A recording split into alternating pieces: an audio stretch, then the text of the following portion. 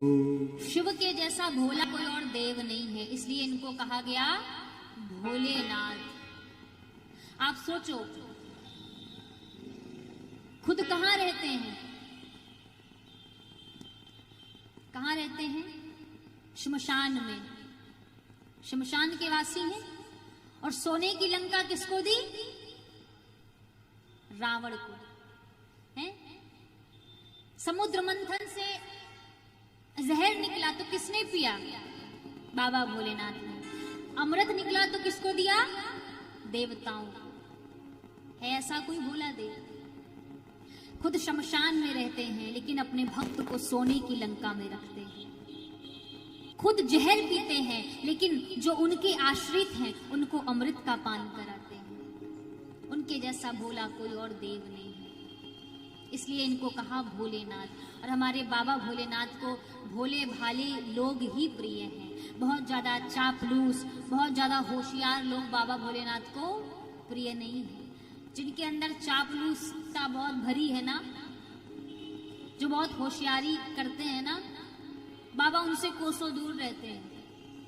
उनको प्रिय नहीं है बहुत ज्यादा चापलूस लोग, बहुत होशियार लोग। उनको भोले भाले लोग ही प्रिय हैं। तो सभी जब देवता आए हैं, बाबा से क्षमा मांगी है और कहा कि प्रभु उस यज्ञ की रक्षा करिए, तब बाबा भोलेनाथ आए हैं। दक्ष के धड़ से बकरे के सर को जोड़ा है और दक्ष को पुनः जीवित किया है। दक्ष ने बाबा भोलेनाथ से क्षमा याचना की, दंडवत प्रणाम किया है। मैया सती के मृत शरीर को उठाया है और पागलों की भांति, वरह की भांति इधर उधर भटक रहे हैं। भगवान विष्णु ने देखा कि ऐसे तो महाराज प्रकृति का संतुलन बिगड़ जाएगा, तो बाबा भगवान विष्णु ने अपने सुदर्शन चक्र से मैया सती के टुकड़े कर दिए। जहां जहां वो टुकड़े गिरे, मां का शरीर के अंग गिरे, वहां वहां शक्ति पीठ स्थापित हो गए। 52 शक्ति पीठ है। जहां जहां मां सती के अंग गिरे हैं वहां वहां शक्ति पीठ की स्थापना हो गई और वहां स्वयं शिव ने अपना अंश भैरव उस शक्ति पीठ की रक्षा के लिए नियुक्त कर दिया। यहाँ पर सती मैया ने मरते समय श्री राम जी से एक वरदान मांगा था। क्या? सती मरत हरि सन वर मांगा, जन्म जन्म शिव पद अनुराग, तेहि कारण हिम गिरिग्रह जाई, तेहि कारण हिम गिरिग्रह जाई, जनमी पार्वती तन पाई, जनमी पार्वती तनु पाई, सती मरत सन हर वर मांगा, जन्म जन्म शिवो पद अनुराग। माँ सती ने प्रभु से एक वरदान मांगा था। किससे? श्री राम जी से। क्योंकि माँ जानती हैं कि हमारे स्वामी श्री राम जी की आज्ञा सुनते हैं, इसलिए राम जी से एक वरदान मांगा कि मेरे जितने भी अवतार हो उन अवतारों में मुझे केवल और केवल शिव पति रूप में प्राप्त हो, दूसरा कोई ना हो। अब देखिए, अब यहाँ से शिव विवाह की कथा आती है। शिव और पार्वती का विवाह की कथा है। तो जितने भक्त यहाँ बैठे हैं अब कोई हिलना नहीं जब तक बाबा का ब्याह ना हो जाए, है ना? क्योंकि अब कथा यहाँ से आनंद की ओर बढ़ती है। तो जिसको अभी उठना है उठ जाना, बाद में नहीं उठना। देखो भैया पहले भाग गए। नमस्कार नमस्कार। बाबा भोलेनाथ के ब्याह की कथा है। और बताओ, अभी तक बैठी थी, बाबा का जैसे ही ब्याह हुआ तो भाग गई।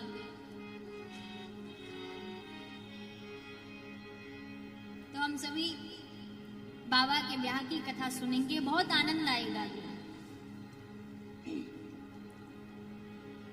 तो माँ पार्वती ने दूसरा जन्म लिया, माँ सती ने दूसरा जन्म लिया। हिमांचल जी के घर पार्वती के रूप में माँ आई है। सती मैया का दूसरा जन्म हुआ पार्वती के रूप में। ते ही कारण हिमे गिरि ग्रह जाई, जन्मी पार्वती तन पाई। हिमांचल जी के घर माँ पार्वती आई हैं। नारद जी पहुंचे हिमांचल जी के घर। हिमांचल जी ने पार्वती जी को बुलाकर कहा कि बिटिया इनको प्रणाम करो, ये हमारे गुरु हैं। तो हिमांचल जी ने नारद जी को प्रणाम किया, मैया पार्वती ने नारद जी को प्रणाम किया। हिमांचल जी ने कहा, हे नारद जी, आप हमारी बिटिया की हाथ की रेखाओं को देखकर बताइए कि इनमें क्या क्या दोष है और क्या गुण है। तो भैया नारद जी बताने लगे, बोले आपकी बेटी समस्त सद्गुणों की खान है। आपकी बिटिया का नाम उमा अंबिका भवानी होगा। इनका सौभाग्य अखंड होगा। इनके पद चिन्ह पर चल करके स्त्रियां पतिव्रत धर्म का पालन करेंगी। आपकी बिटिया का सौभाग्य अखंड है।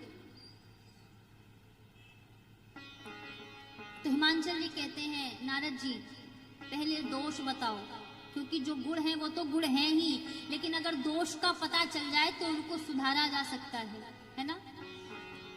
तो नारद जी कहते हैं, हिमांचल जी आपकी बिटिया में तो कोई दोष नहीं दिखाई दे रहे हैं, लेकिन इनके हाथ की रेखाएं बता रही हैं कि जो इनके होने वाले स्वामी हैं उनमें थोड़े थोड़े दोष दिखाई दे रहे हैं।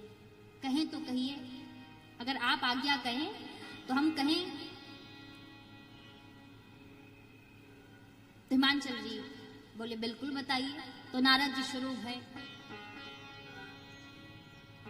अगुण अमान मातु पितु हीना, उदासीन सब संशय छीना। अगुण अमान मातु पितु हीना, उदासीन सब संशय। देखो, बात वो नहीं होती जो कही जाती है, बात वो होती है जो सुन के समझी जाती है ना। कहने वाला अपनी चेतना से कहता है और सुनने वाला अपनी चेतना से सुन करके उसका भावार्थ निकालता है। अपनी चेतना के हिसाब से वो समझता है बात को। नारद जी यहाँ कहना कुछ और चाहते थे, हिमांचल जी समझ लिए कुछ और। नारद जी कहते अगुण होगा, यानी वो त्रिगुणातीत होगा। सत रज तामस इन तीनों गुणों से परे होगा। हिमांचल जी क्या समझ लिए कि उसमें कोई गुण नहीं होगा, अगुण होगा। नारद जी बोले मातु पितु हीना। अब नारद जी कहना चाहते हैं कि भैया उनके कोई माता पिता नहीं है। क्यों? क्योंकि सबके पिता वो स्वयं हैं। हिमांचल जी क्या समझ लिए कि भैया उनके कोई माता पिता का ही पता नहीं है। अब बताओ, कोई पिता अपनी बिटिया का ब्याह ऐसे घर में कराएगा जिसके माता पिता का ही पता ना हो? नारद जी कहते हैं अमान होगा, यानी मान सम्मान से परे होगा। हिमांचल जी क्या समझ लिए कि उसका कोई सम्मान नहीं होगा। अब जैसे ही नारद जी के इन वचनों को सुना तो महाराज हिमांचल जी मैया मैना रोने लगी कि हमारी इतनी सुंदर सी बिटिया है और इसको ऐसा बावलावर मिलेगा। और नारद जी ने कहा और सुन लो, इतना ही नहीं,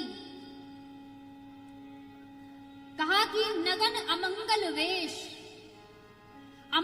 वेश होगा उसका, जटाधारी होगा, और तो और नंगा रहेगा, कुछ नहीं पहनेगा। नगन अमंगल वेश, जैसे ही सुना तो नारद जी की बातों को सुन करके हिमांचल जी का मन और कांपने लगा, शरीर और कांपने लगा, नेत्रों से आंसू बहने लगे मैया के। मैया मैना रोने लगी और रोने तो मैया पार्वती भी लगी, लेकिन पार्वती मैया सुख के कारण रो रही हैं। मां समझ गई कि मैंने प्रभु से जो वरदान मांगा था, मुझे लगता है कि प्रभु ने उस वरदान को दे दिया है।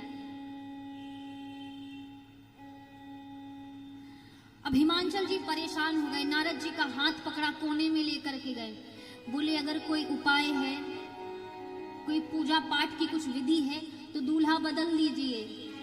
नारद जी बोले खबरदार हिमांचल जी, कैसी बातें करते हो। कहिवंत सुनी जो विधि लिखा लीलार, देव दनुज नर नाग मुनि को न मेट निहार। ब्रह्मा जी के द्वारा जो एक बार लिख गया है वो कोई मेट नहीं सकता, उनकी लिपि कभी झूठी नहीं हो सकती। दूल्हा तो ऐसा ही मिलेगा। मेरी इस बात को सच मानिए।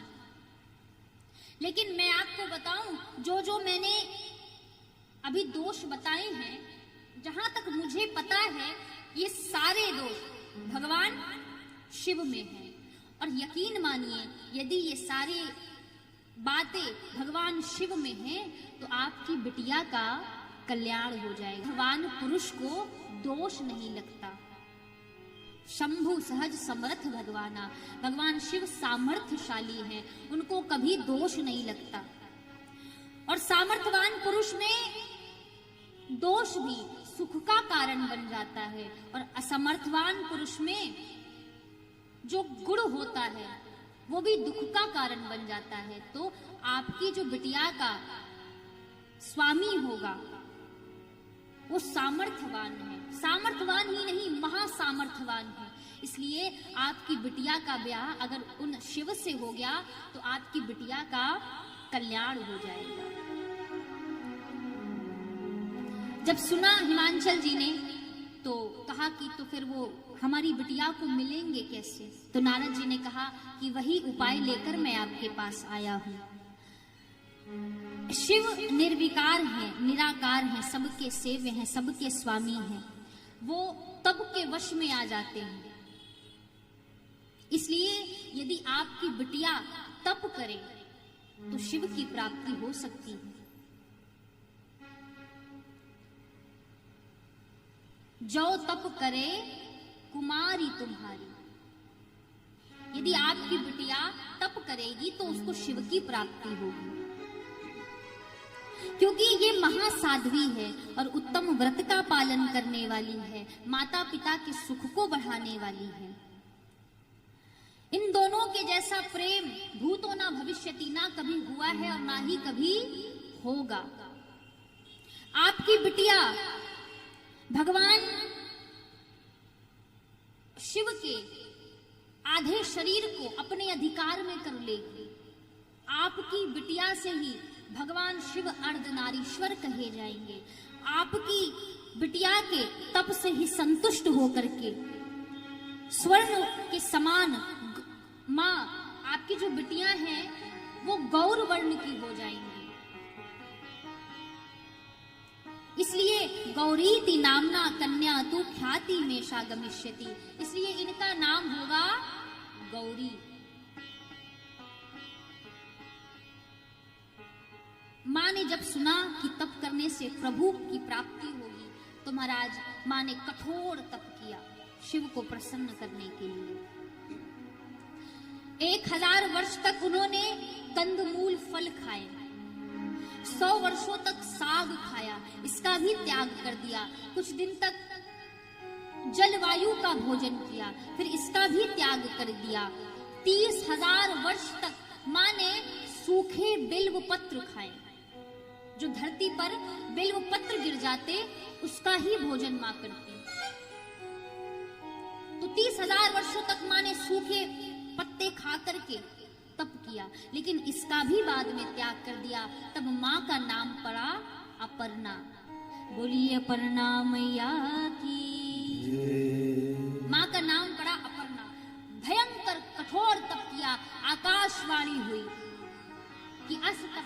को न कीन भवानी, भय अनेक धीर मुनि ज्ञानी। आपने जो इच्छा लेकर के तप किया है, आपकी वो इच्छा पूर्ण होगी। पिताजी बुलाने आए तो आप घर चली जाइएगा। तो माँ ने जिस इच्छा को लेकर के तप किया, वो इच्छा माँ की पूर्ण हुई। आकाशवाणी ने ऐसा माँ को वरदान दिया। इधर सती मैया ने जब से अपना शरीर त्यागा था, तो भगवान शिव वैरागी हो गए थे। भगवान शिव प्रभु श्री राम के नाम का गुणगान करते, कहीं कथा सुनाते, कहीं कथा सुनते। समय ऐसा ही व्यतीत हो रहा था। एक बार भगवान ध्यान में बैठे थे, तभी प्रभु श्री राम प्रकट हो गए। शिव जी ने प्रणाम किया, कहा बताइए आपने कैसे दर्शन दिए हैं। तो भगवान ने कहा कि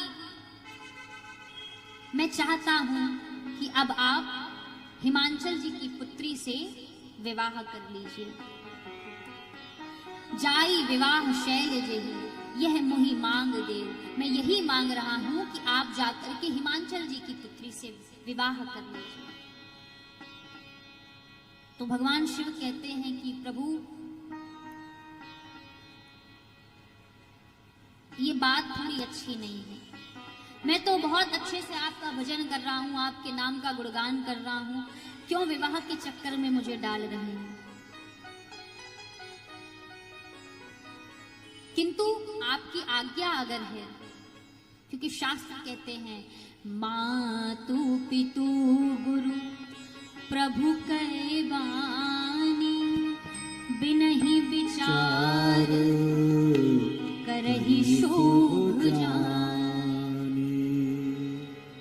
माता पिता की आज्ञा, गुरु की आज्ञा, प्रभु की आज्ञा, बिना सोचे समझे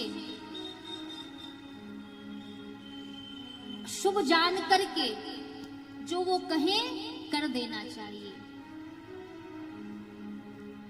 तो भगवान शिव कहते हैं कि प्रभु यदि आपकी आज्ञा है तो ठीक है, मैं पार्वती के साथ विवाह करने के लिए तैयार हूं। लेकिन अब भाई कोई कन्या पक्ष से विवाह का प्रस्ताव लेकर आए तो बात बने। अब दूल्हा खुद जा करके कहे कि हमारा ब्याह करा दो, तो ये थोड़ा अच्छा लगेगा भाई। कोई दुल्हन के पक्ष से आए प्रस्ताव लेकर के,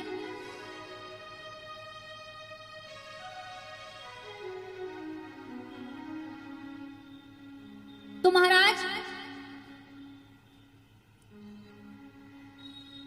बाबा भोलेनाथ ने विचार किया कि पार्वती ने पूर्व जन्म में सती जब अवतार लिया था, तो सती ने मेरे प्रभु की परीक्षा ली थी, है ना। सीता का वेश रखा था, मेरे प्रभु की परीक्षा ली थी।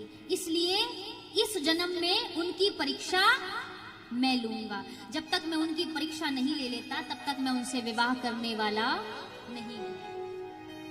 इसलिए प्रभु ने सनकादिक ऋषियों को भेजा कि आप जाकर के पार्वती की परीक्षा लीजिए। सनकादिक ऋषि आए हैं माँ के पास, माँ के पास आए हैं और प्रभु की निंदा करने लगे, भगवान शंकर की निंदा करने लगे कि कहाँ आप उस वैरागी के चक्कर में पड़ी हैं। आप इतनी सुकुमारी कन्या हैं, उसके पास ना खाने को भोजन है, ना रहने को घर है, ना पहनने को वस्त्र है। आप इतनी रूपवान हैं और उनके पास तो कोई अच्छा रूप भी नहीं है। भूत प्रेतों के साथ रहते हैं, श्मशान में वास करते हैं, आप उनके साथ प्रसन्न नहीं रहेंगे। आप कहें तो हम आपके लिए एक बहुत बढ़िया रिश्ता लेकर के आए हैं, बहुत सुंदर दूल्हा है। कौन? बोले भगवान विष्णु अत्यंत रूपवान है, आप अगर आज्ञा दे तो उनसे बात चलाएं। आप अगर आज्ञा दें तो उनसे बात चलाएं आपके विवाह की। माँ पार्वती मुस्कुरा करके कहती हैं कि अब जो होना था वो हो गया है। मन कोई 10-20 नहीं होते, उधव मन न भये 10-20। मेरे गुरु ने जो आज्ञा मुझे दी है, मैं उनकी आज्ञा के अनुसार ही चलूंगी। अब मेरा घर बने या बिगड़े, लेकिन मैं विवाह तो शिव के साथ ही करूंगी, क्योंकि अब जो मेरी लगन है वो भगवान शिव से लग गई है ना। देखो, मैया पार्वती ने शिव की व्यवस्था से प्रेम नहीं किया,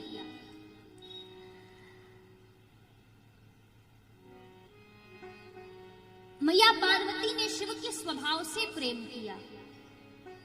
अगर आपका आकर्षण बाह्य व्यवस्था से है तो व्यवस्थाओं के हिलते ही आपका आकर्षण भी शून्य हो जाएगा। लेकिन अगर आपका प्रेम स्वभाव से है तो जीवन पर्यंत संबंध निर्वाह करने की इच्छा बनी रहेगी। इसलिए अगर किसी से कोई रिश्ता बनाओ ना, तो उसका गुण बहुत ज्यादा दिन तक आपको आकर्षित नहीं कर सकते, रूप बहुत ज्यादा दिन तक आपको आकर्षित नहीं कर सकता। एकमात्र व्यवहार ही ऐसा है जो रिश्तों को लंबे समय तक बना करके रखता है। अगर आपका व्यवहार अच्छा है, अगर आपका व्यक्तित्व अच्छा है, तो रिश्ते लंबे समय तक चलते हैं। तो माँ कहती है कि भैया अब तो ये लगन लग गई है, इसलिए अब अगर मेरा विवाह होगा तो शिव के साथ ही होगा। देखो, मानस में तो कहा है कि सिर्फ सनकादिक ऋषि आए हैं, लेकिन शिव महापुराण में, ब्रह्म वैवर्त पुराण में कहा है कि भगवान शिव स्वयं आए हैं ब्राह्मण का वेश बना करके माँ की परीक्षा लेने के लिए। तो जब माँ परीक्षा में पास हो गई तब बाबा ने ब्याह किया है माँ से, है ना, ऐसे ही नहीं। जब सनकादि ऋषियों ने देखा कि माँ तो अब अपने दृढ़ संकल्प से हिल नहीं रही हैं, तब सनकादिक ऋषि प्रसन्न हो गए, बाबा के पास आए, माँ की जय जयकार करते हुए और कहा कि बाबा, माँ परीक्षा में उत्तीर्ण हो गई हैं, आप विवाह कर सकते हैं। बाबा ने जैसे ही सुना, बाबा के नेत्र बंद हो गए, महाराज ध्यान में चले गए। अब यहाँ सभी विचार करने लगे कि पिछली बार ध्यान में गए तो 87,000 वर्ष बाद लौटे थे, इस बार ध्यान में गए तो पता नहीं कब वापस आएंगे, हैं? और इसी बीच तारकासुर नामक एक दैत्य प्रकट हुआ था, जिसने ब्रह्मा जी से वरदान मांगा था कि मुझे शिव और शक्ति का अंश ही मार सके। ब्रह्मा जी से वरदान पाकर महाराज वो लगा देवताओं को त्रास देने, इंद्र को त्रास देने लगा। सभी देवता परेशान है कि भैया अब इसको मारा कैसे, समाधि में बैठे हैं, उनको समाधि से कैसे जगाया जाए, कैसे पार्वती से विवाह करेंगे। तो सभी देवताओं ने कहा कि कामदेव को भेजा जाए। महाराज, कामदेव का आवाहन किया इंद्र ने और आज्ञा दी कि जाओ, शिव जो ध्यान में बैठे हैं उनका ध्यान भंग करो जाकर। महाराज, 48 मिनट का समय लगा है कामदेव को ब्रह्मलोक से कैलाश पहुंचने पर, यानी 2 दंड लगे हैं। एक दंड में 24 मिनट होते हैं और दंड में 48 मिनट। तो 48 मिनट लगा है कामदेव को, और बाबा के वक्षस्थल पर प्रहार कर दिया। जैसे ही बाबा के वक्षस्थल, आगे देखा, पीछे देखा, कोई नहीं दिखा। अचानक नजर पड़ी आम के पत्तों के पीछे, कामदेव छुपा था। बाबा का तीसरा नेत्र खुल गया और उस नेत्र से अग्नि प्रकट हुई और उस अग्नि से कामदेव जल करके भस्म हो गया। बोले शंकर भगवान की। कामदेव भस्म हो गया। कामदेव की पत्नी रति आई है, दौड़ते दौड़ते विलाप करती हुई, प्रभु हमारे पति की कोई गलती नहीं थी, उनका कोई अपराध नहीं था, देवताओं के कहने पर ये आपके पास आए थे आपके ध्यान को भंग करने के लिए, इसमें इनकी कोई गलती नहीं थी। अब हमको हमारे पति कैसे प्राप्त होंगे? आपने तो हमारे पति को ही जला दिया। तब बाबा भोलेनाथ कहते हैं, देवी, द्वापर युग में जब कृष्ण का अवतार होगा, उस समय तुम्हारे पति कृष्ण के पुत्र प्रगुम्न के रूप में आएंगे और तुमको प्राप्त होंगे। और तब तक ये अनंग कहे जाएंगे, यानी बिना शरीर के पूरी सृष्टि को व्यापेंगे, बिना शरीर के पूरी सृष्टि को अपने वशीभूत करेंगे। अब जैसे ही रति ने सुना तो प्रसन्न हो गई, शिव को प्रणाम किया, वापस आ गई। सारा देव कैलाश पहुंचा बाबा भोलेनाथ के पास। सभी बाबा की जय जयकार कर रहे हैं। काशी विश्वनाथ भगवान की जय, भूतनाथ भगवान की जय, गंगाधर भगवान की जय, नीलकंठ भगवान की जय, कालों के काल महाकाल की जय। कहते हैं पृथक पृथक तिन कीन प्रशंसा। सभी देवता अलग अलग तरह से बाबा की प्रशंसा कर रहे हैं, बाबा को मना रहे हैं। तो सभी देवता भगवान शिव को मना रहे हैं। पृथक पृथक तिन कीन प्रशंसा, सभी ने मिलकर बाबा की प्रशंसा करी। बाबा ने पूछा, कहिए कैसे आना हुआ?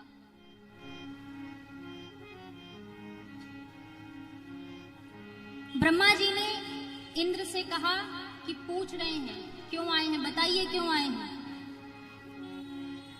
बोले हम नहीं कहेंगे, आप ही बताइए कि क्यों आए हैं। क्यों? बोले मार दिए तो। बोले अरे कैसे मार देंगे, अभी तो कहे हैं, कहूं अमर आए के ही हेतु। अभी अपने मुख से कहा है अमर, तो कैसे मार देंगे जब खुद अमर कह रहे हैं। तो इंद्र कहते हैं, अभी जिनको थोड़ी देर पहले जला के भस्म किया है ना, वो भी अमर थे। तो आप ही कहिए क्यों आए हैं, हम तो नहीं कहेंगे। तो ब्रह्मा जी कहते हैं, प्रभु आप तो अंतर्यामी हैं, कह विधि तुम प्रभु अंतर्जामी। बाबा ने कहा सीधा सीधा बोलिए कि आए क्यों हैं। ब्रह्मा जी ने कहा कि प्रभु ये सारा देव समाज अपनी इन आंखों से आपका विवाह देखना चाहता है, आपके विवाह का दर्शन करना चाहता है। इसलिए आप हिमांचल जी की पुत्री पार्वती के साथ विवाह कर लीजिए। बाबा भोलेनाथ जानते हैं कि देखो इनको मेरे विवाह से लेना देना कुछ है नहीं, ये ब्राह्मण हैं, ये देवता हैं, ये सभी स्वार्थी हैं ना, तो विवाह से इनको कोई लेना देना नहीं है। ये क्यों चाहते हैं विवाह हो जाए? ताकि तारकासुर मारा जाए, क्योंकि शिव और शक्ति के अंश से ही वो मरेगा, बिना शिव और शक्ति के अंश से उसका वध नहीं हो सकता। तो बोले हम चाहते हैं कि आप विवाह। भगवान शिव ने मना कर दिया, बोले हम नहीं करेंगे। तो ब्रह्मा जी ने वो बात याद दिलाई कि आपने प्रभु श्री राम को वरदान दे दिया है कि आप विवाह करेंगे, इसलिए प्रभु आप विवाह कर लीजिए। तो कहा ठीक है। ब्रह्मा जी मुनियों को भेजे हैं हिमांचल जी के पास, मुनि गए हैं, लगन पत्रिका लेकर के आए हैं। ब्रह्मा जी ने मुहूर्त बाँच करके बताया है, वैशाख महीना शुक्ल पक्ष पंचमी तिथि दिन गुरुवार को बारात कैलाश से हिमांचल की ओर प्रस्थान करेगी। अब यहाँ पर ब्रह्मा जी ने कहा सभी देवगणों से कि सभी लोग आइएगा बाबा की बारात में, लेकिन अपने अपने निजी वाहनों से, क्योंकि वाहन की कोई व्यवस्था नहीं है। भाई होता है ना शादी में कि वाहन की व्यवस्था दूल्हे की तरफ से होती है, जो बाराती होते हैं। तो ब्रह्मा जी कहते हैं सभी बाराती बन करके आएंगे, लेकिन अपने अपने निजी वाहनों से, क्योंकि यहाँ वाहन की व्यवस्था नहीं है। हमारे दूल्हे का खुद वाहन का आता पता नहीं है, तो आपकी व्यवस्था कहाँ से करेंगे।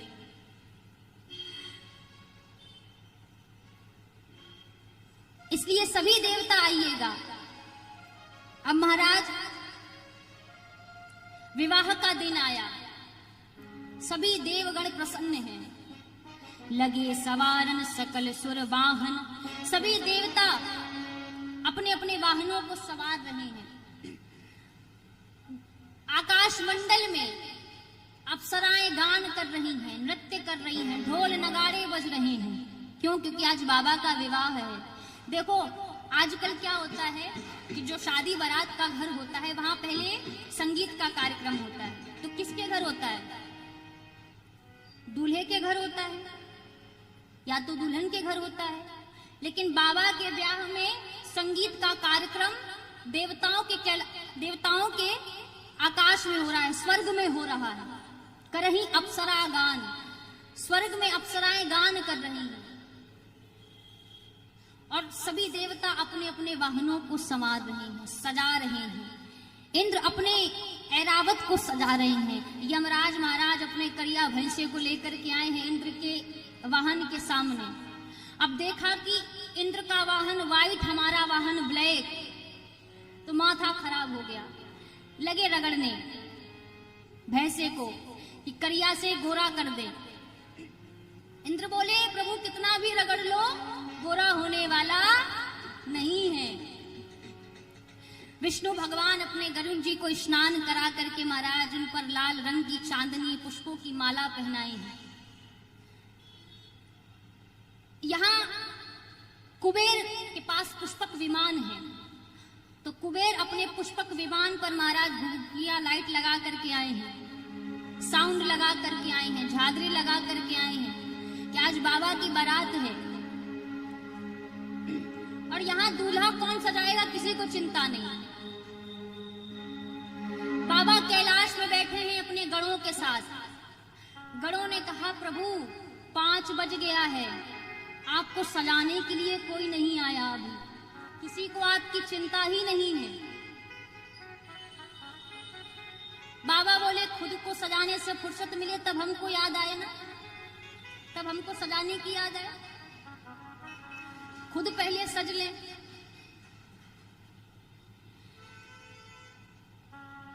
भगवान शंकर ने कहा एक काम करो, मेरा श्रृंगार तुम लोग करो, क्योंकि मुझे वही सजा सकता है जिसने मेरे मन को जाना है। और भगवान शंकर के मन को उनके गणों के अलावा भला कौन अच्छे से जान सकता है ना, कि हमारे बाबा कैसे हैं। तो बाबा ने कहा अपने गणों से कि एक काम करो, तुम लोग मेरा श्रृंगार करो। अब गण परेशान हो गए कि हम कैसे श्रृंगार करें, हमको तो कुछ आता ही नहीं है। जो साल भर में एक बार नहाता हो उसको स्वच्छ भारत अभियान का एम्बेसडर बना दिया जाए तो महाराज उसको तो फिर वैसे भी हाथ पैर कांपने लगेंगे। गण विचार कर रहे हैं आज तक हमने खुद को नहीं सजाया तो हम बाबा को कहां से सजाएं। जैसे बाबा वैसे बाबा के गण।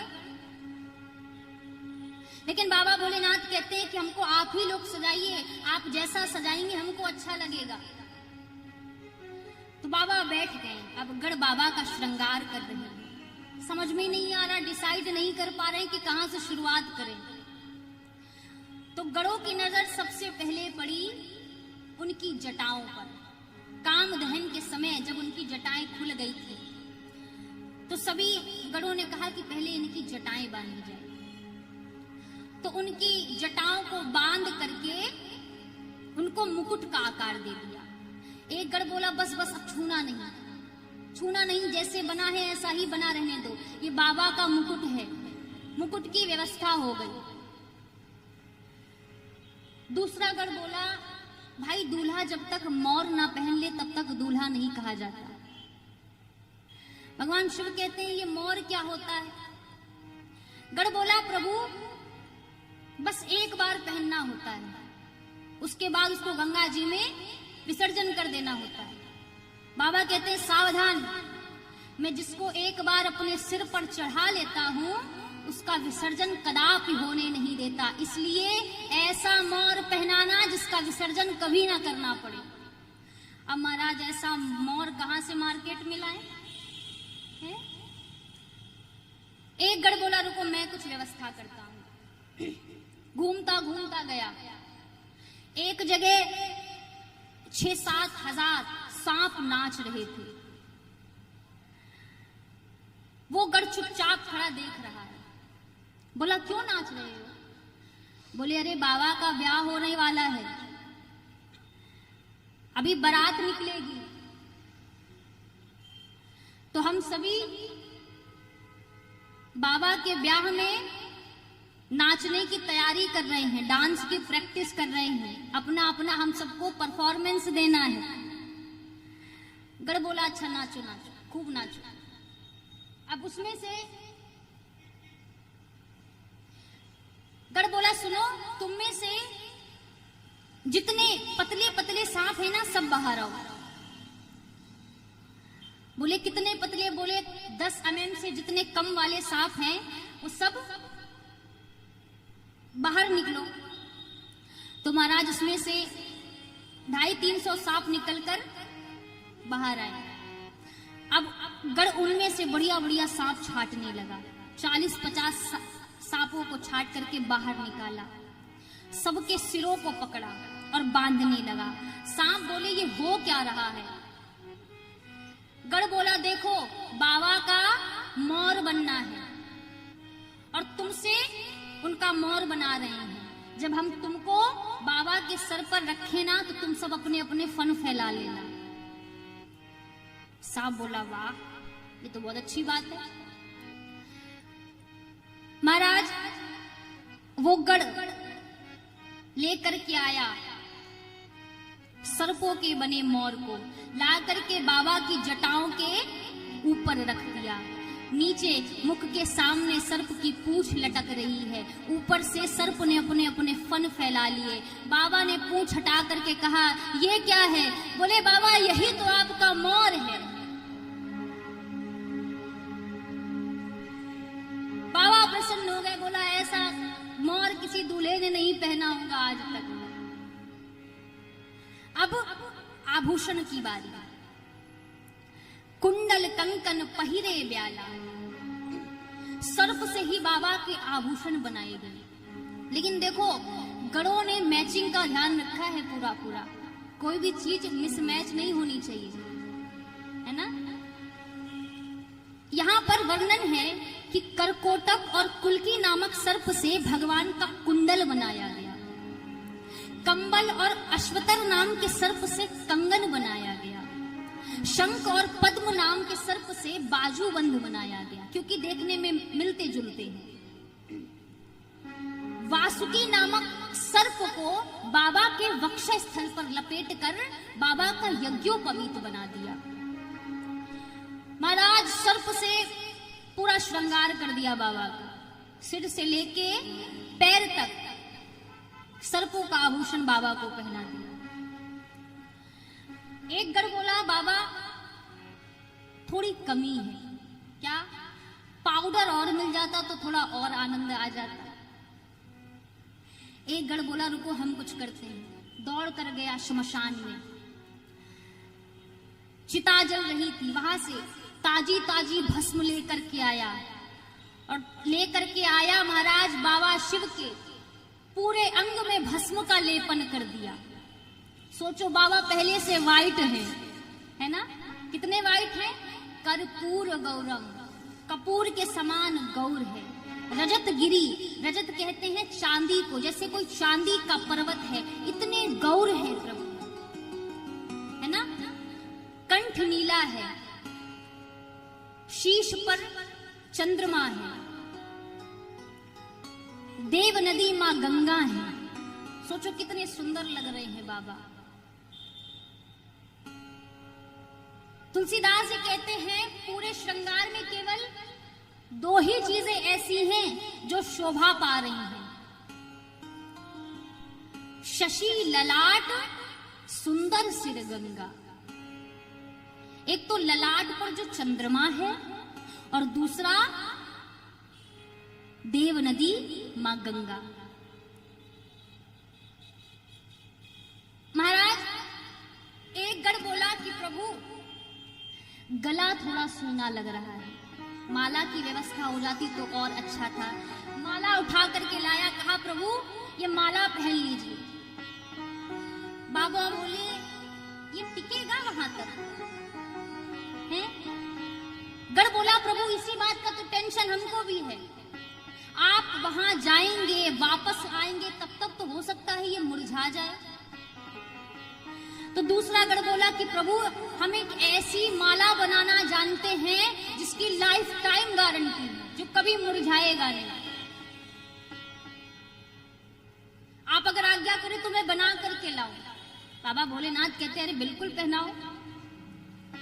गढ़ दौड़ करके गया शमशान पे, वहां से 40-50 खोपड़ियां लेकर के आया, मुंड लेकर के आया, एक लंबे से सांप में खोपड़ियों को डाला, सिर और पूंछ को गांठ लगा करके बांध दिया और ला करके महाराज बाबा भोलेनाथ के गले में पहना दिया। जब वो सांप भीतर से लहर मारता तो वो पूरी खोपड़ी मुंडों की माला लहर मारती। गढ़ कहता बाबा देखो कैसा हंसता हुआ नूरानी चेहरा है, आप जब जब इसको देखेंगे तब तक आपको मुस्कुराता मिलेगा, ये कभी मुरझाने वाला नहीं है। बाबा प्रसन्न हो गए, गदगद हो गए। आहा क्या श्रृंगार किया है मेरे बच्चों ने मेरा। एक हाथ पे त्रिशूल है, एक हाथ पे डमरू है।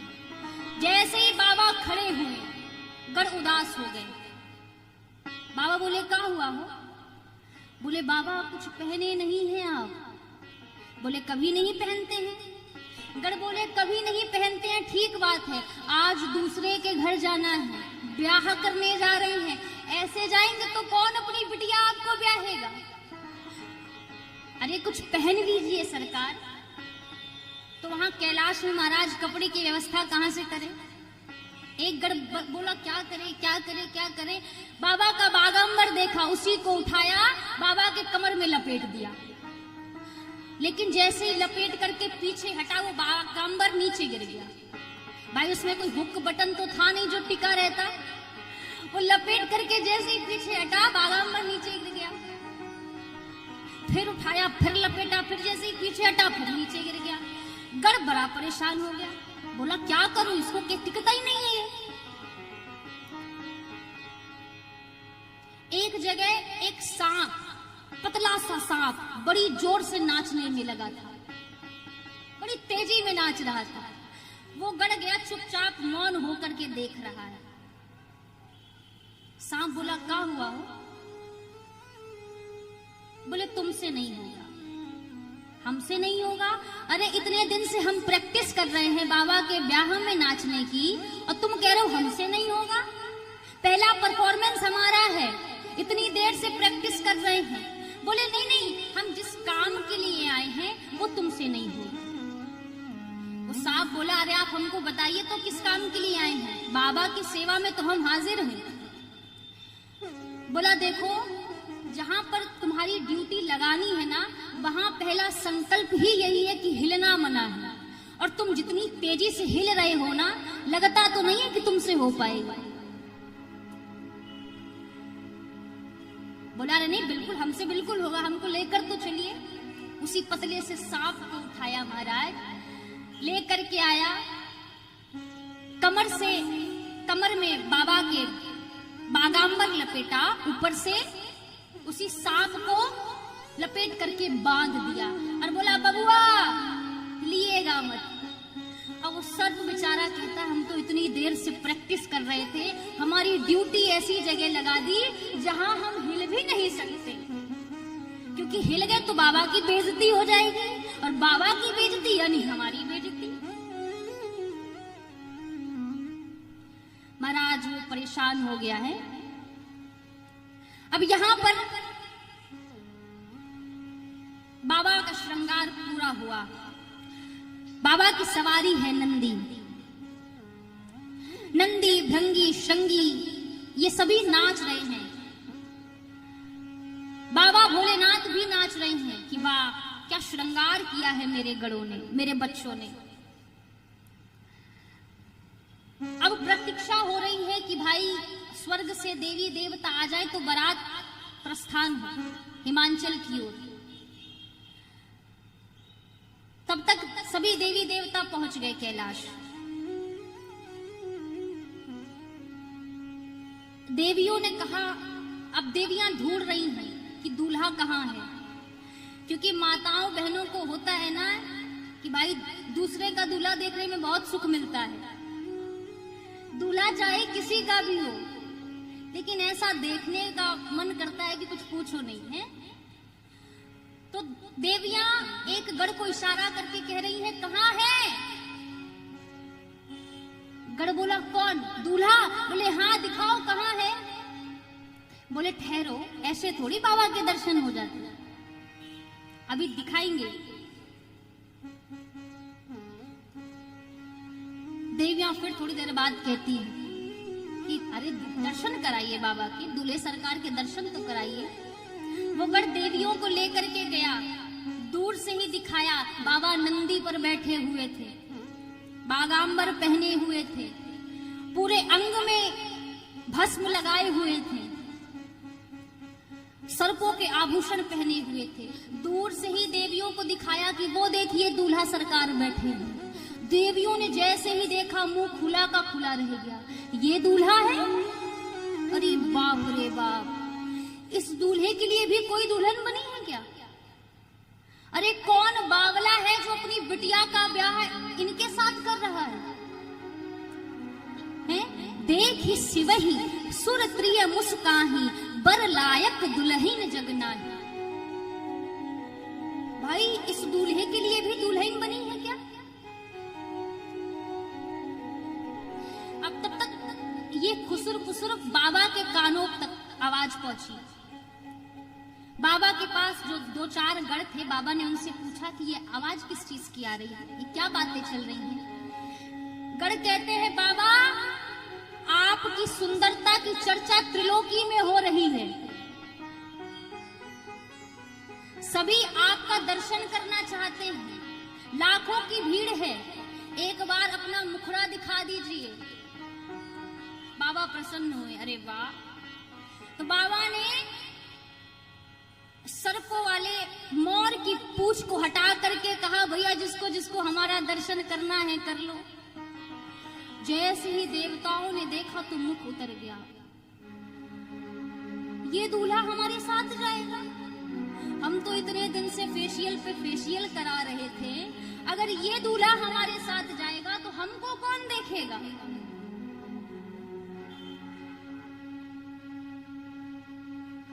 विष्णु जी मन ही मन मुस्कुरा रहे हैं। देखो विष्णु जी ने क्या कहा कि भैया बर अनुरूप बारात नहीं भाई, ये नहीं कहा कि बारात के अनुसार दूल्हा नहीं है। क्या कहा? दूल्हे के अनुसार बारात नहीं है, दूल्हे के अनुकूल बारात नहीं है। भगवान शिव मन ही मन मुस्कुरा रहे हैं। अच्छा समझ गए हैं प्रभु कहना क्या चाहते हैं? इंद्र बोले अब क्या करा जाए? तो विष्णु जी बोले करना क्या है, अपनी अपनी जमात इकट्ठा करो और बारात आगे बढ़ाओ। बोले आगे बढ़ाओ मतलब दूल्हा? बोले दूल्हा आता रहेगा, तुम सब अपनी अपनी जमात लो और निकलो यहाँ से। सभी बाबा भोलेनाथ को छोड़कर आगे बढ़ गए। नंदी ने देखा, क्रोध आ गया, बोले बाबा आप आज्ञा करें तो अभी इन सबको पीछे करके मैं सबसे आगे निकलूंगा। बाबा ने कहा देखो जाने दो, जो मजा अपनी जमात में आता है ना, जो मजा अपनी समाज में आता है वो दूसरी समाज में आने वाला नहीं है। एक काम करो, अपनी जमात को बुलाओ। और महाराज भृंगी ने टेर दी श्रृंगी, हर हर महादेव, हर हर महादेव, हर हर महादेव। कहा देखो सभी भूत प्रेत आ तो जाएं, लेकिन निमंत्रण तो किसी को भेजा ही नहीं गया है। बाबा बोले देखो हमारी पार्टी को बुलाने की आवश्यकता नहीं है, निमंत्रण की कोई आवश्यकता नहीं है। अब देखो आपके घर जब शादी ब्याह होता है तो भगवान शंकर जी के लिए तो कार्ड निकाला जाता है, लेकिन क्या भूत प्रेत के लिए भी कार्ड निकाला जाता है? कि श्रीमती भूत जी, श्रीमती भूतनी जी, हमारी बिटिया की शादी में जुलूल जुलूल आना।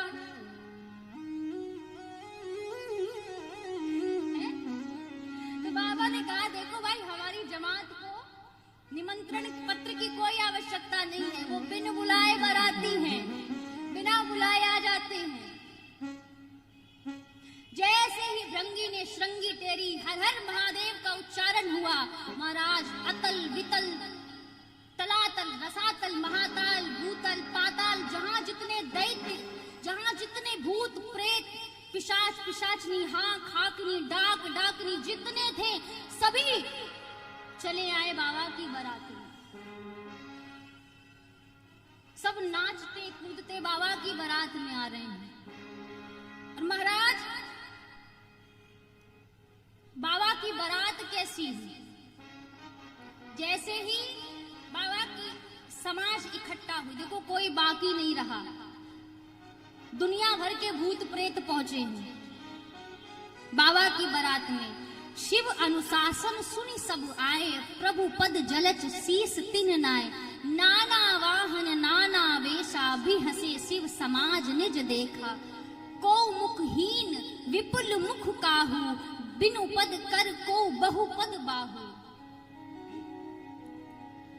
जैसे ही सब आए, सबसे पहले सबने बाबा को प्रणाम किया।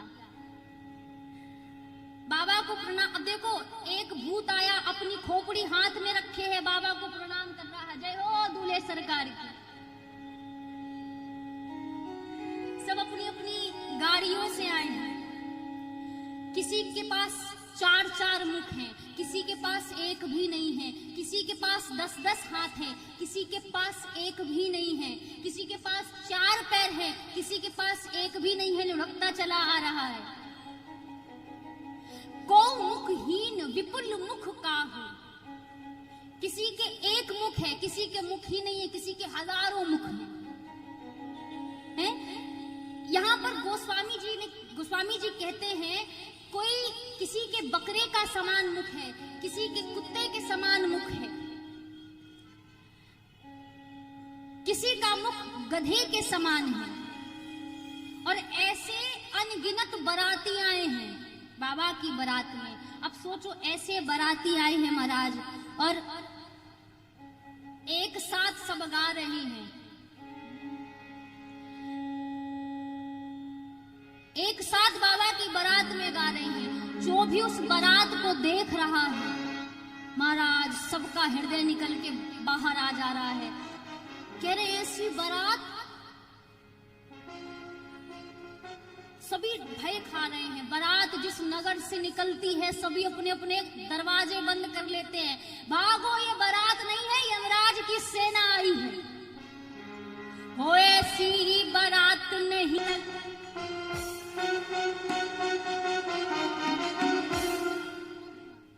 हो ऐसी बारात नहीं देखी आज तक, जिया होए धक्का धक, जिया होए धक्का धक, जिया होए धक्का धक, जिया होए धक्का धक, जिया होए धक्का धक, जिया होए धक्का धक, जिया होए धक्का धक, जिया होए धक्का धक।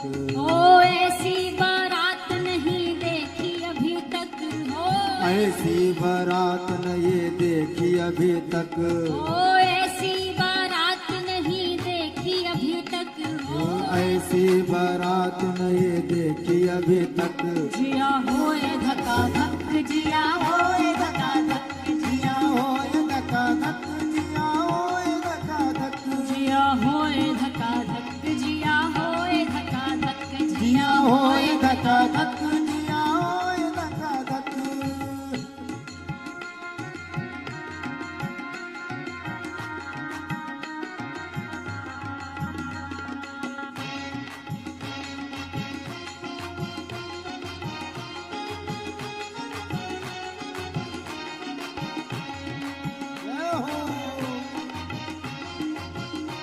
दोनों हाथों से तालियों की सेवा करते हुए बाबा की बारात में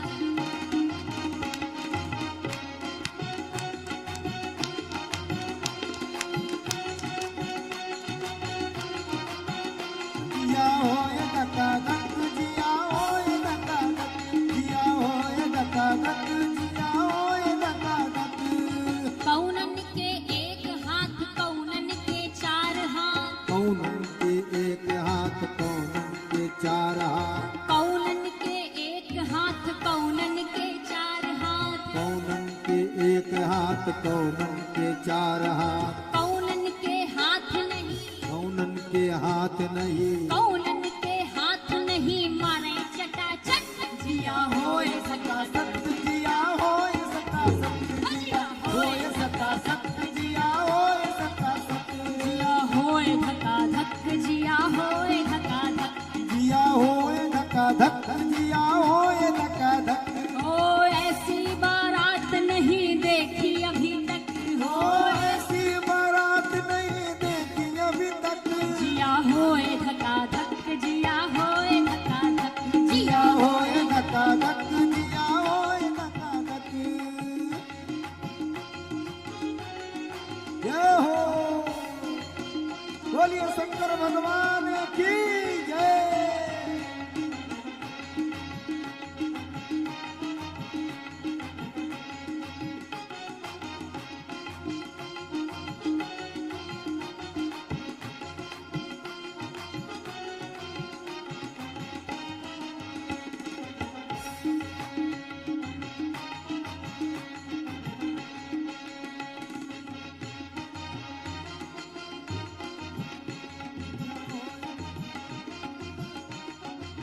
कौनन के एक आंख कौनन के चार आंख कौनन के एक नाक कौनन के चार नाक कौनन के एक आंख कौनन के चार आंख कौनन के एक आंख कौनन के चार आंख कौनन के आंख नहीं कौनन के आंख नहीं देखे टकाटक जिया होए धक्का धक जिया होए धक्का धक जिया होए धक्का धक जिया होए धक्का धक ओ ऐसी बारात नहीं देखी आज तक हो ऐसी बारात नहीं देखी अभी तक ओ ऐसी बारात नहीं देखी आज तक हो ऐसी बारात नहीं देखी आज तक जिया होए धका धक जिया होए धक्का धक जिया होए धक्का धक जिया होए धक्का धक जय हो जय हो दोनों हाथ उठा के तालियों की सेवा करें।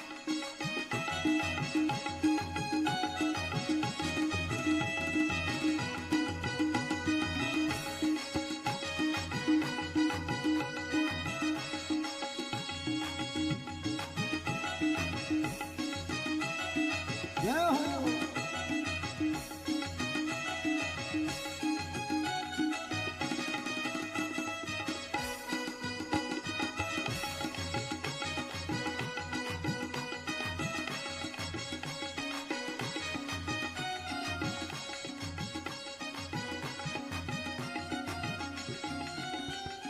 कौनन के एक पाँव कौनन के चार पाँव कौनन के एक पाँव कौनन के चार पाँव कौनन के एक पाँव कौनन के चार पाँव कौनन के एक पाँव कौनन के चार पाँव कौनन के पाँव नहीं कौनन के पाँव नहीं भागे फटाफट जिया होए धक्का धक जिया होए धक्का धक जिया होए धक्का धक जिया होए धक्का धक कौनन के एक हाथ कौनन के चार हाथ कौनन के एक हाथ कौनन के चार हाथ कौनन के हाथ नहीं मारे चटाचट जिया होए धका धक जिया होए धक्का धक जिया होए धका धक जिया होए धक्का धक जिया होए धका धक जिया होए धका धक जिया होए धक्का धक जिया होए धक्का धक जिया होए धक्का धक जिया होए धक्का धक जिया होए धका धक जिया होए धक्का धक जिया धका धक धका धक धका धक धका धक धका धक धका धक धका धक धक धक